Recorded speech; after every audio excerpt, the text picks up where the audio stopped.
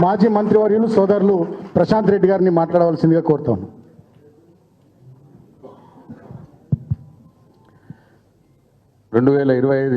నూతన సంవత్సర calendar dairy ఆవిష్కరణకు టీఆర్ఎస్ పార్టీ డైరీ ఆవిష్కరణకు ముఖ్య అతిథిగా ఇచ్చినటువంటి మనందరి ప్రియతమ నాయకుడు టీఆర్ఎస్ పార్టీ వర్కింగ్ ప్రెసిడెంట్ గౌరవనీయులు కేటీఆర్ గారికి, పార్టీ సీనియర్ నాయకులు మాజీ మంత్రివర్యులు గౌరవనీయులు హరీష్ రావు గారికి, అట్లాగే వేదిక మీద ఉన్నటువంటి అందరూ నాయకులకు, పెద్దలందరికీ, టీఆర్ఎస్ పార్టీ కార్యకర్తలకు, నాయకులకు, మీడియా మిత్రులకు అందరికి కూడా హృదయపూర్వక నమస్కారం.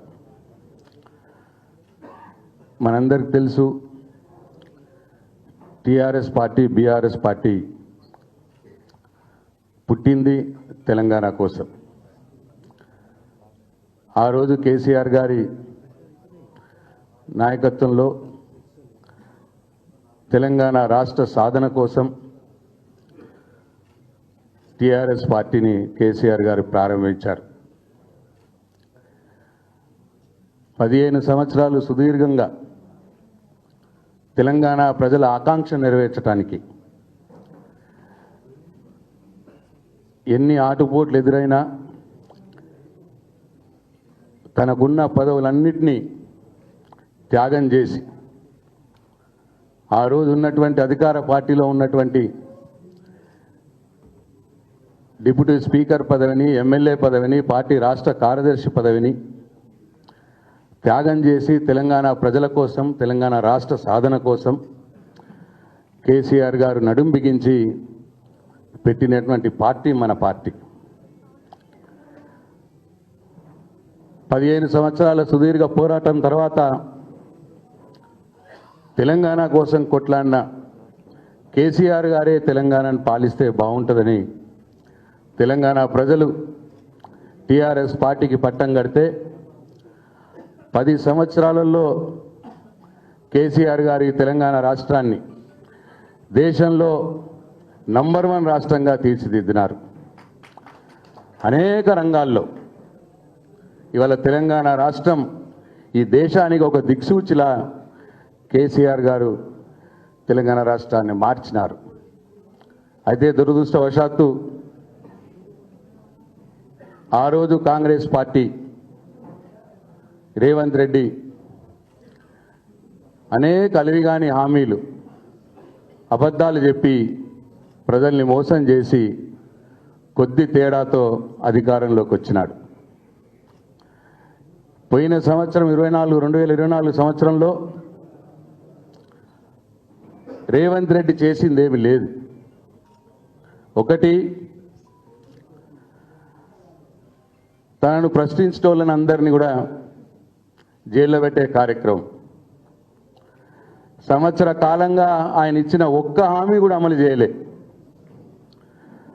నీ హామీలు అమలు చేస్తలేవు, ప్రజల పక్షాన పోరాడుతున్నటువంటి మన నాయకులు కేటీఆర్ గారు కావచ్చు, హరీష్ రావు గారు కావచ్చు, వీళ్ళిద్దరిని, అట్టనే టీఆర్ఎస్ పార్టీ సీనియర్ నాయకులు కావచ్చు, ఆయనను ప్రశ్నిస్తున్న వాళ్ళని ఇబ్బంది పెట్టి జైల్లో పెట్టి వేధించాలి అనే ఒకే ఒక కార్యక్రమం ఈ సంవత్సర కాలం నుంచి ఆయన చేస్తూ ఉన్నాడు.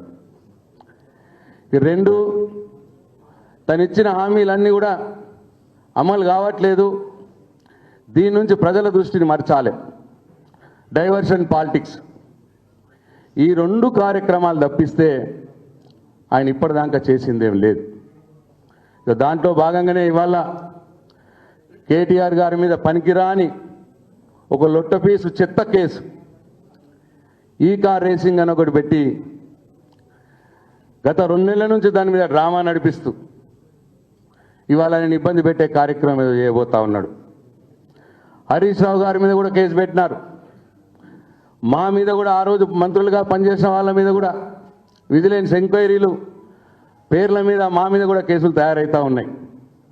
అంటే ప్రజల పక్షాన, తెలంగాణ ప్రజల పక్షాన పోరాడుతున్నటువంటి టీఆర్ఎస్ పార్టీ నాయకుల మీద, కార్యకర్తల మీద కేసులు పెట్టి వాళ్ళ గొంతు మూయించే కార్యక్రమం తప్పిస్తే ఇవాళ ఈ రేవంత్ రెడ్డి ఏమీ చేస్తలేడన్న విషయం ప్రజలకు కూడా అర్థమవుతా ఉన్నది.